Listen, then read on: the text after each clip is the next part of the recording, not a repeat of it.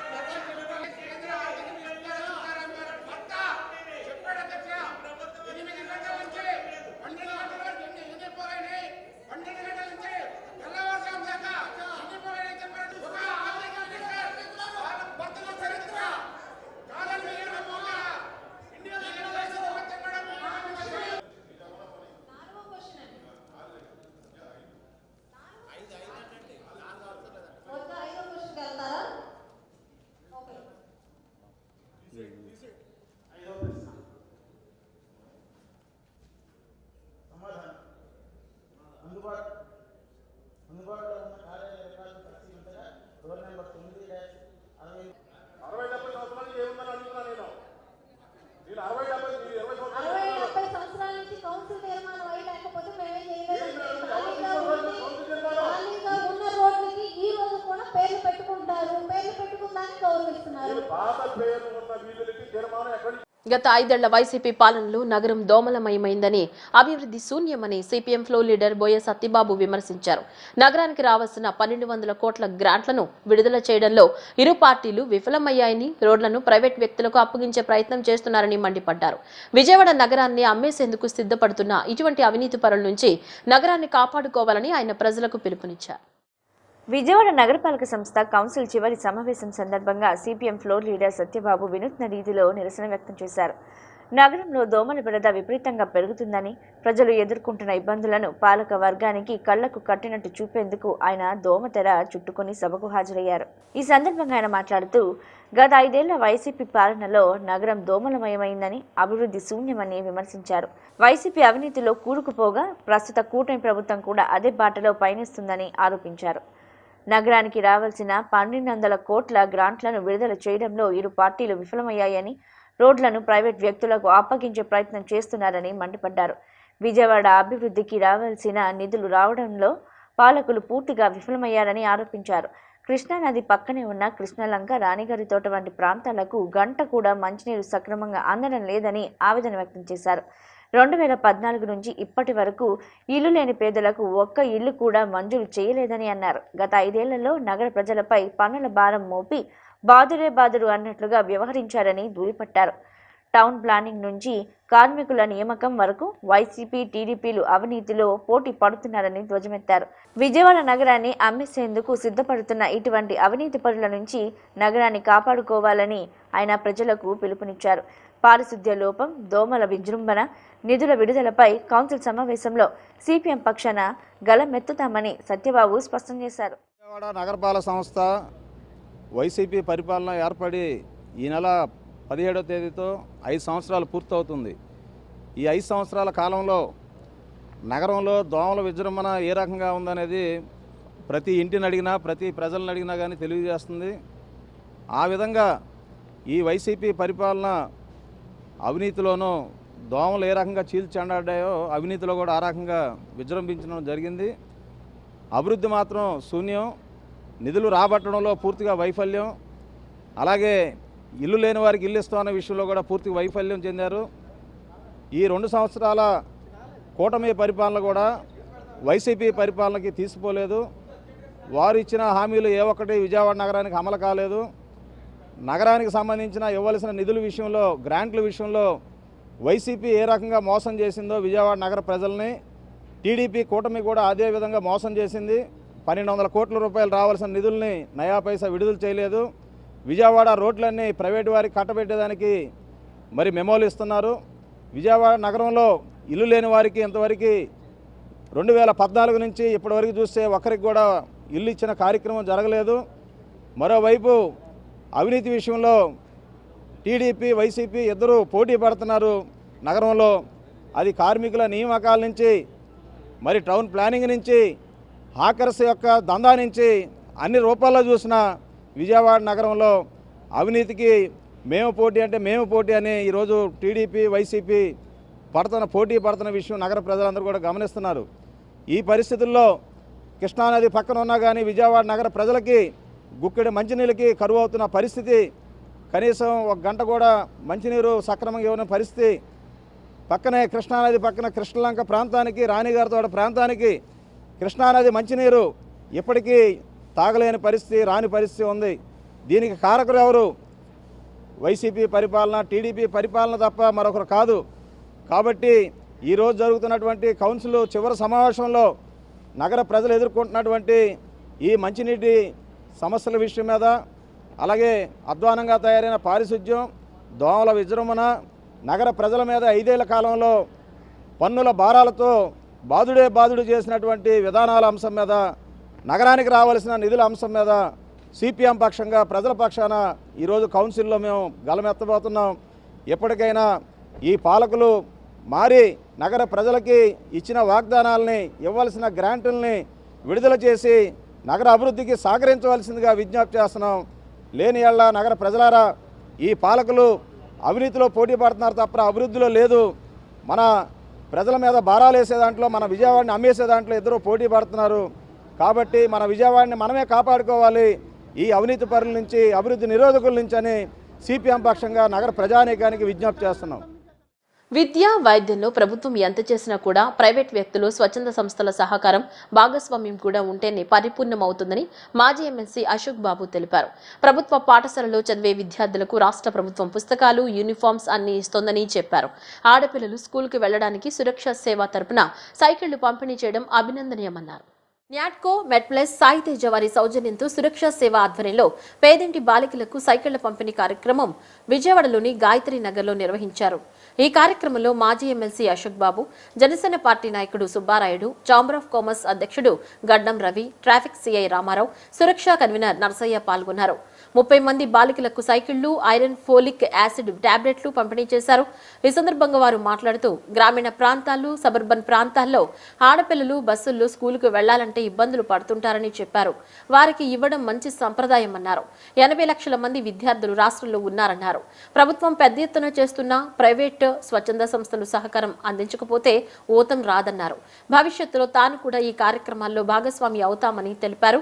Traffic CI Ramarao మాట్లాడుతూ CM Chandrababu సూచనల మేరకు P4 కార్యక్రమంలో భాగంగా సురక్ష అనేక సేవా కార్యక్రమాలు చేస్తోందన్నారు. పోలీస్ శాఖకు 10,000 కెమెరాలు ఇచ్చారని అన్నారు.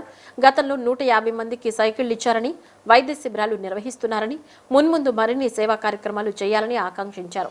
సురక్ష కన్వీనర్ నర్సయ్య మాట్లాడుతూ ట్రాఫిక్ నిబంధనలు పాటిస్తూ సైకిళ్లు నడపాలని, పేద విద్యార్థులకు సైకిళ్లు ఇచ్చామన్నారు.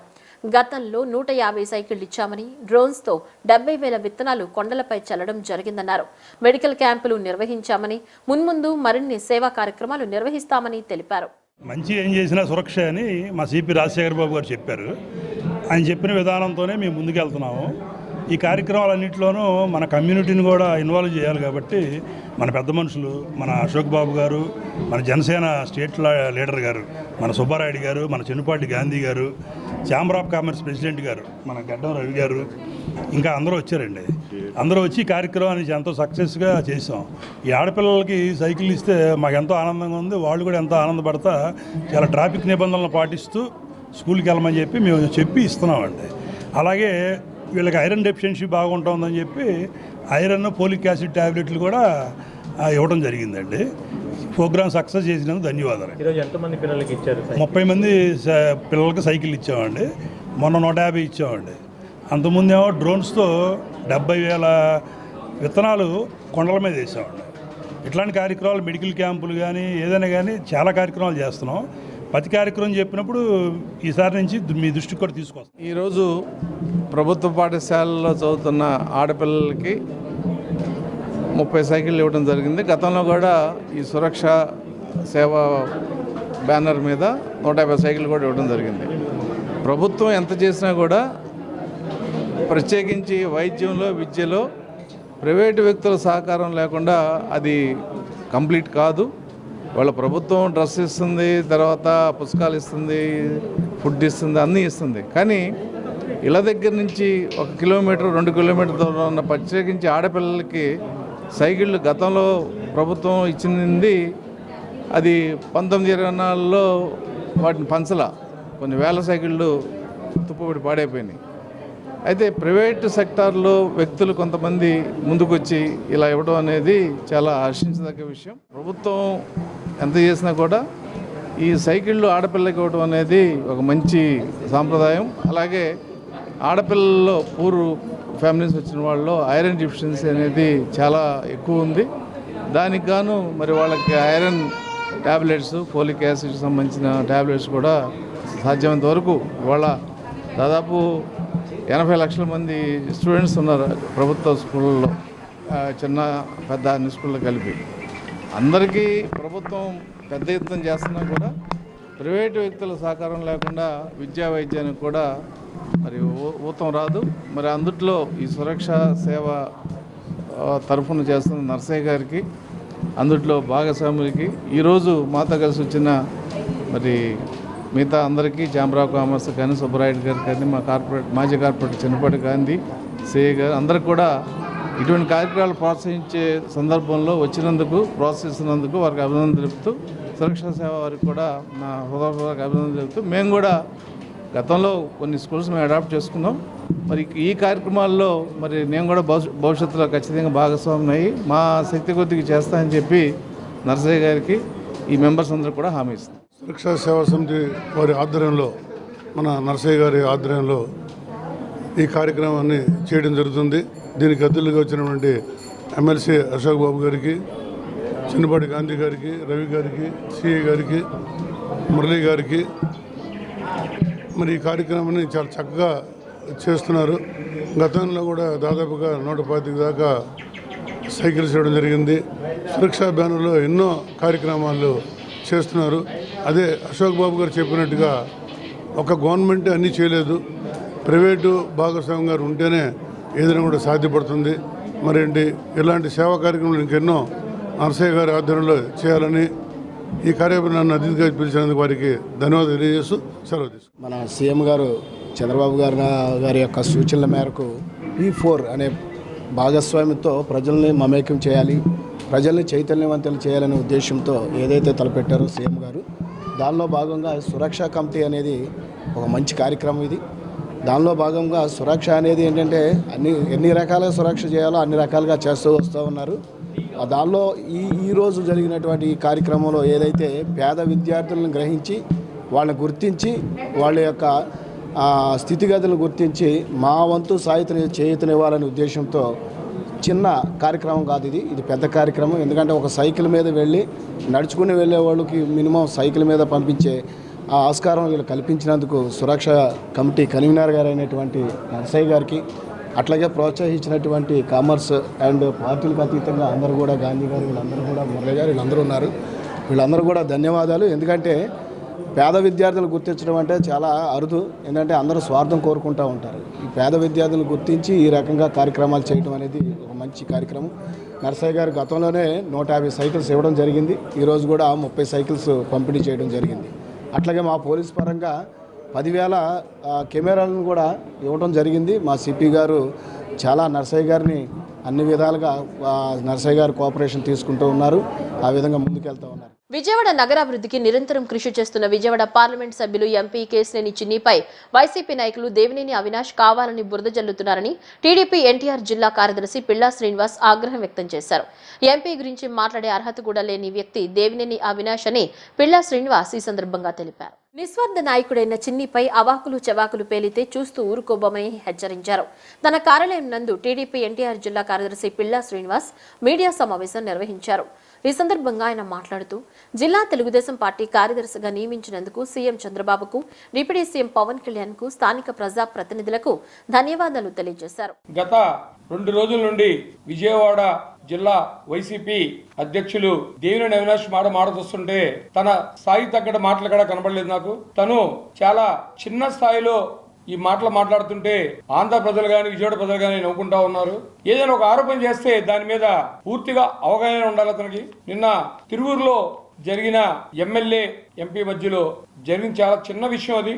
అతను ఎంపీ గారు పట్టు వస్త్రాలు తీసుకుంటే తను దిగజారి తన చేతిలో లాక్కున్న ఎంపీ గారు చాలా హుందాగా ప్రవర్తించారు. దాన్ని పట్టుకొని మా గౌరవనీయులు కేసీఆర్ చిన్ని గారిని, ఎంపీ గారిని పట్టుకొని అతనేదో దందాలు చేస్తున్నాడని, ఇసుక మాఫియా చేస్తున్నాడని, అలాగే రేషన్ మాఫియా చేస్తున్నాడని తను మాట్లాడుతూ ఉన్నాడు.